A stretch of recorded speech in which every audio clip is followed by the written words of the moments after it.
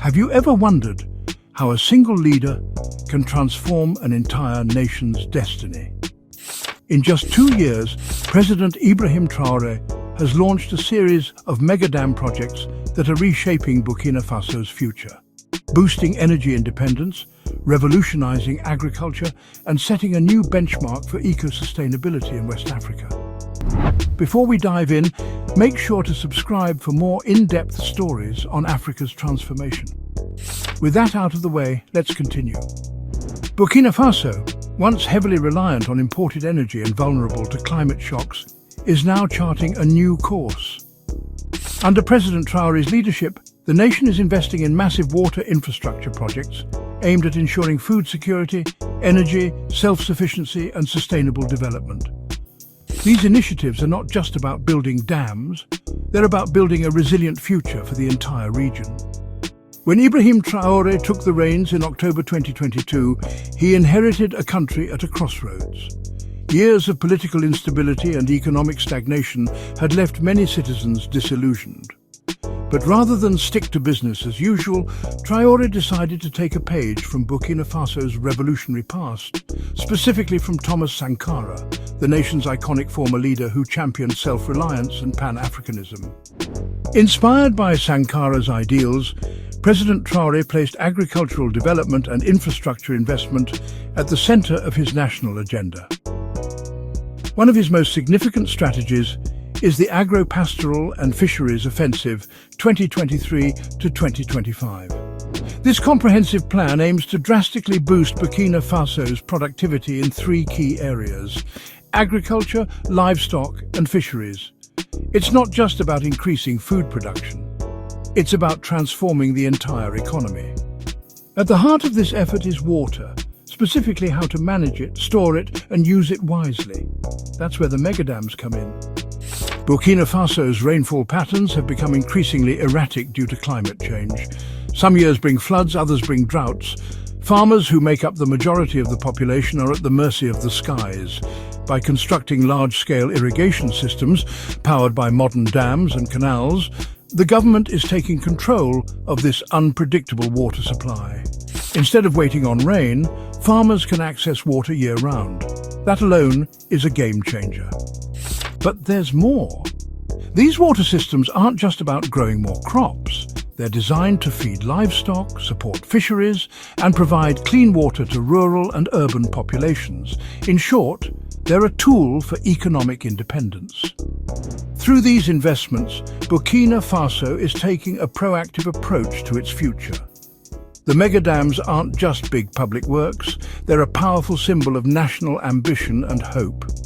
So how exactly are these massive water projects changing the country's energy system? Let's find out. One of Burkina Faso's most pressing issues has always been energy. With no access to the sea and limited fossil fuel resources, the country has historically depended on expensive energy imports from neighboring nations like Côte d'Ivoire and Ghana. These imports are often unreliable and come with high costs. At the same time, many rural areas still don't have access to a stable power grid. That's not just an inconvenience, it's a major obstacle to development. President Traoré and his administration knew that to change the country's future, they had to solve this energy crisis. That's why energy independence is one of the core goals behind the new dam initiative. As part of a $145 million national water security program, the government is building new dams and rehabilitating existing ones, not just to store water, but to generate clean, renewable electricity through hydroelectric power.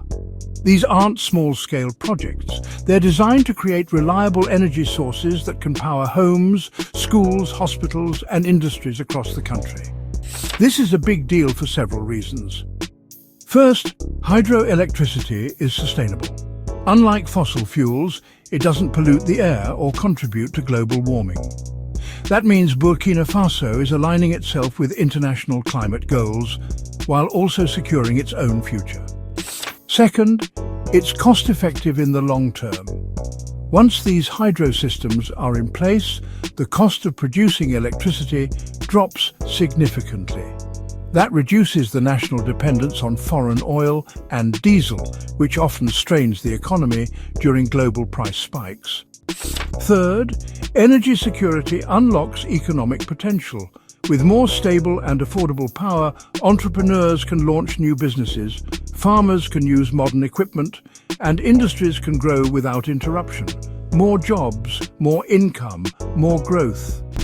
One major example is the Samindeni Dam project located in the country's west. This dam doesn't just provide irrigation, it's also equipped to produce hydroelectric energy and regulate floods. It's a perfect example of multi-purpose infrastructure, and it's a sign of the kind of forward-thinking investment Traore's government is making. Burkina Faso is showing that smart infrastructure can tackle multiple challenges at once: food security, energy production, climate resilience, and economic growth. Now let's dive into how these mega dams are directly transforming agriculture, the backbone of Burkina Faso's economy. Agriculture in Burkina Faso isn't just a job, it's a way of life. Roughly 80% of the population relies on farming for their livelihood. But this vital sector has always struggled with unreliable rainfall and poor access to irrigation. This is where the dams are making a profound difference.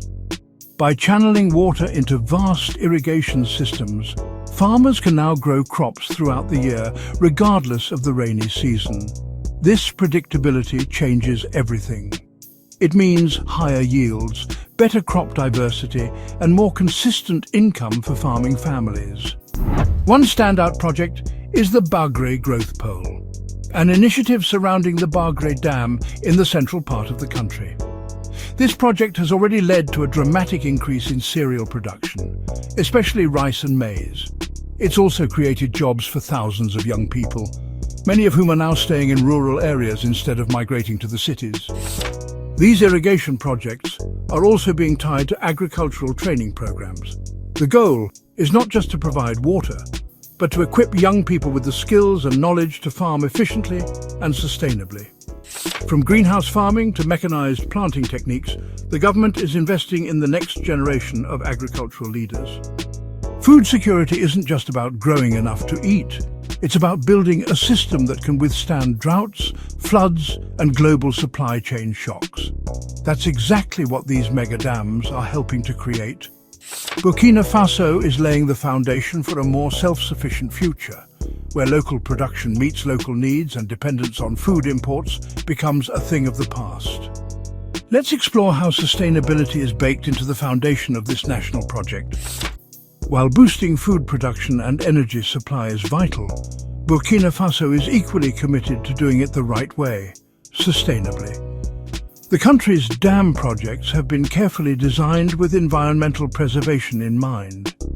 Instead of simply constructing massive concrete structures, planners are integrating them into broader ecological strategies that protect water sources, preserve biodiversity, and ensure long-term viability. One of the most innovative elements of this approach is the integration of traditional farming methods with modern engineering. Take, for example, the use of zai pits and demi-lunes, traditional techniques that involve digging shallow holes to trap rainwater and organic matter, improving soil fertility and moisture retention. These methods, once widespread but underutilized, are now being scaled up and combined with irrigation systems to supercharge productivity while restoring degraded lands. In arid and semi-arid zones, community-led reforestation programs are helping combat desertification, a growing threat across the Sahel. Trees are being planted around dam catchment areas to reduce erosion, protect water quality, and improve microclimates. These green belts also serve as natural carbon sinks, contributing to global climate change mitigation efforts. Equally important is water governance. The government is working closely with local communities to manage water resources fairly and transparently. Irrigation user associations are being set up to ensure that smallholder farmers, not just large agribusinesses, have access to water. This decentralized management approach ensures that everyone has a voice in how water is distributed and used. Moreover, environmental impact assessments are now a mandatory part of any large-scale water infrastructure project. These assessments evaluate potential risks to wildlife, ecosystems and local livelihoods and outline strategies for mitigation. It's a recognition that true progress must balance human development with environmental stewardship. Perhaps most importantly, these sustainability efforts are not being carried out in isolation. Burkina Faso is collaborating with international partners such as the World Bank, the African Development Bank, and the Green Climate Fund to implement globally recognized best practices in climate resilience and environmental conservation. Let's look at the regional impact and future prospects of these dams on Burkina Faso. Now let's zoom out a bit. What do Burkina Faso's efforts mean for the broader West African region? In many ways, Burkina Faso is becoming a blueprint for regional resilience. Countries across the Sahel, including Mali, Niger and Chad, face similar struggles with erratic rainfall, energy poverty and food insecurity. By investing heavily in water infrastructure and integrating sustainability into every step of development, Burkina Faso is showing that it's not only possible to tackle these challenges, it's achievable within a relatively short time frame with the right political will and community engagement. This new model of development has already attracted regional attention. Neighbouring governments have sent delegations to study Burkina Faso's irrigation systems, dam construction techniques and community engagement strategies. Conversations are also underway about cross-border water management programs and regional agricultural corridors that could link countries through shared resources and infrastructure. These developments are also opening the door to greater economic integration. With more stable energy supplies, Burkina Faso can power industries, attract manufacturing and reduce trade deficits. With a more productive agricultural sector, it can export food and livestock to neighbouring nations, thereby strengthening regional food systems. In terms of geopolitics, this transformation is helping to stabilize internal conditions, reduce rural-urban migration, and address some of the root causes of conflict, including poverty and resource scarcity. A more secure, self-reliant Burkina Faso contributes to a more stable West Africa, a goal that benefits not just the region, but the entire continent. Visionary leadership has played a huge role in all this. President Ibrahim Traoré has demonstrated that bold, people-centered policies can produce real, tangible change. But it's also the collective spirit of Burkinabe farmers, engineers, youth and communities that's driving this transformation forward. Their resilience, innovation and commitment to a better future are what make Burkina Faso's story so powerful. So what does all this add up to? Burkina Faso is writing a new chapter, one of hope, resilience and transformation.